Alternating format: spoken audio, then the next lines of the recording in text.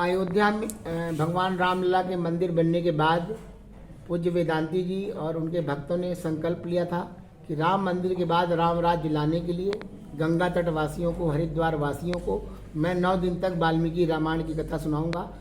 इस कथा के व्यास हमारे सदगुरुदेव परम पूज्य वशिष्ठ पीठाधीश्वर ब्रह्मर्षि वेदांती जी महाराज हैं। यह कार्यक्रम 5 जून से 13 जून तक प्रेमनगर आश्रम श्री सतपाल जी महाराज जी का है, वहाँ पर चलेगा, जहाँ पर 2000 लोगों के रहने, भोजन आदि, पानी, जलपान की व्यवस्था रहेगी और जहाँ पर लगभग 7 से 10,000 तक लोग बैठकर कथा का लाभ ले पाएंगे। महाराज जी, इस राम कथा का क्या उद्देश्य है? राम कथा का उद्देश्य है कि लोगों में राम की भक्ति, राम की भावना, राम का अध्यात्म और राम का चरित्र, राम का आदर्श ये समाज के लोगों में स्थापित हो। ये बिल्कुल आम, देखिए तुलसीदास जी की रामायण एक वाटिका है। वाटिका में गोस्वामी तुलसीदास जी ने चुन चुन कर सुगंधित पुष्प लगाए हुए हैं और वाल्मीकि रामायण अरण्य है, जहाँ पर तरह तरह की औषधियाँ, शल्यकर्णी, विशल्यकर्णी औषधियाँ उस अरण्य में जो कई प्रकार के असाध्य रोगों को भी ठीक करती हैं। भगवान राम और रामचरितमानस और वाल्मीकि रामायण में यही अंतर है कि गोस्वामी तुलसीदास जी ने नाना पुराण निगमा गम सम्मदम्य द्रामाणी निगजितम कुजिदन्य तोपी स्वांता सुखाय तुलसी रघुनाथ गाथा भाषा निबद्ध मति मंजुल मात नोती के रूप में अनेक ग्रंथ, धर्म ग्रंथ, वेद, पुराण, शास्त्र आदि को पढ़कर, उनको देखकर, समझकर राम के चरित्र को लिखा। जबकि महर्षि वाल्मीकि ने भगवान श्री राम के संपूर्ण जीवन दृश्य को अपने आंखों से देखकर लिखा। इसलिए रामचरितमानस की अपेक्षा वाल्मीकि रामायण दृष्ट काव्य है। हस्तम भाषतम चैव गतिर्यावाच चेष्टितम। भगवान श्री राम का हंसना, बोलना, चलना, उछलना, कूदना, नाचना, गाना, ये हस्तव आमलक बत, जैसे हाथ में रखने के बाद आंवला दिखाई देता है, ब्रह्मा के आशीर्वाद से महर्षि वाल्मीकि ने भगवान श्री राम के संपूर्ण जीवन वृत्त को अपनी आंखों में हस्तव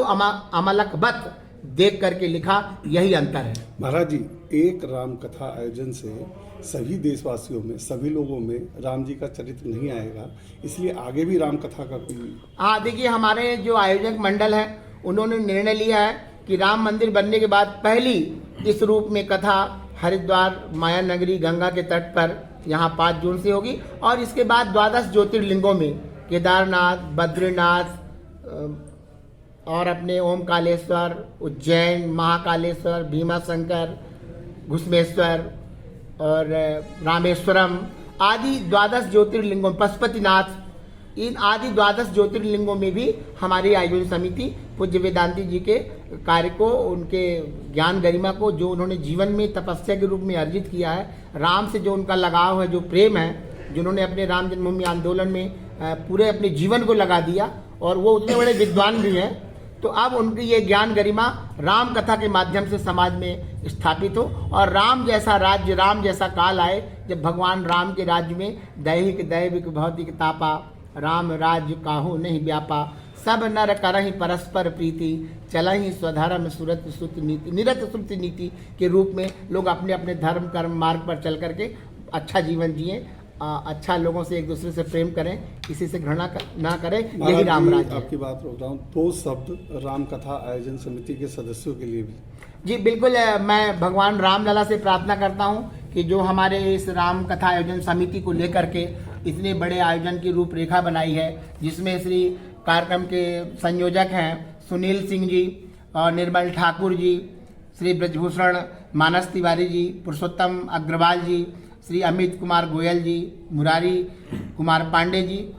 इन सभी के लिए, इनके साथ साथ जो आयोजक मंडल है जिसमें श्री राम प्रसाद सिंह जी, आशुतोष पांडे जी, मनोज शुक्ला जी, श्री रूपलाल यादव जी, वरुण शुक्ला जी, विकास झा जी जो मीडिया प्रभारी हैं हमारे आयोजन समिति के, और तरुण कुमार शुक्ला जी तथा धर्मेंद्र साहू संयोजक जी, और सुनील कौशिक जी तथा सुनील कुमार पांडे आदि सभी के लिए मैं रामलला से प्रार्थना करता हूं कि भगवान आपको प्रेरणा दे, आपके धार्मिक, सामाजिक, आध्यात्मिक इस आयोजन को सात्विकता प्रदान करे, निर्मलता प्रदान करे और आप लोगों को संबल भगवान राम खुद दें, आपकी शक्ति बढ़ाएं ताकि आप सामाजिक धार्मिक कार्य को समाज तक पहुंचा सकें। ये समाज के साथ बहुत अच्छा होगा। भक्ति भावना का, प्रेम का, आप सबके मेहनत का लाभ समाज को मिले, मैं ऐसी भगवान रामलला से कामना करता हूँ। ठीक है।